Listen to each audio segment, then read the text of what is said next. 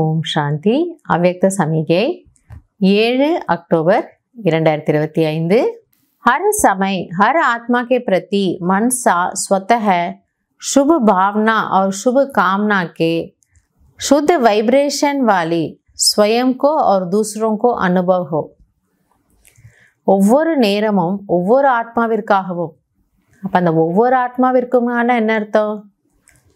நல்லவங்க கெட்டவங்க, முன்ன ஒன்று வெளியில் ஒன்று அப்படி இருக்கிறவங்க, வீக்காக இருக்கிறவங்க, நல்லா இருக்கிறவங்க எல்லாருக்காகவும் என் மனதில் தானாகவே நல்ல உணர்வுகள் நல்ல விருப்பங்கள் இருக்கக்கூடியதாக இருக்க வேண்டும்.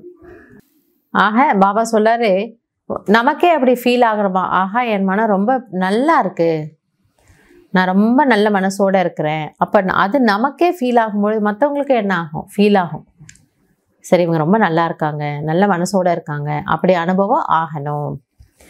मन से हर समय सर्व आत्माओं प्रति दुआये निकलती रहे. எனவே மனதின் மூலமாக ஒவ்வொரு ஆத்மாவிற்காகவும் எப்பொழுதும் ஆசீர்வாதமே வெளிப்படட்டும். ஒன்னே ஒண்ணுதான், இந்த பாத்திரத்துல இது ஒண்ணுதான் இருக்கு. ஒரு பாத்திரத்துல ஏதாவது ஒண்ணுதான் இருக்கும், ஒன்னா விஷம் இருக்கும் இல்லது நல்ல பொருள் இருக்கும். ரெண்டும் ஒன்னா இருக்க முடியாது இல்லையா?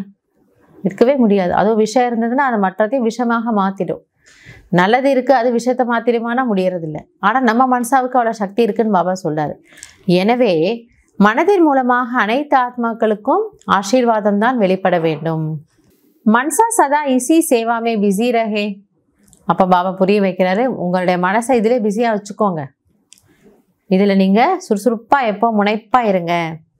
जैसे वाचा की सेवा में बिजी रहने के अनुभवी हो गए हो, अगर सेवा नहीं मिलती तो अपने को खाली अनुभव करते हो. ஆக எப்படி நீங்க பேச்சின் மூலமான சேவை செய்யறதுல நீங்க பிஸியா வச்சுக்கிறீங்க, ஞானம் கொடுக்குறீங்க, யாரோட பேசுவீங்க, யாரோக்கு ஆறுதலா 2 வார்த்தை சொல்லுவீங்க, ஏதோ ஒன்று.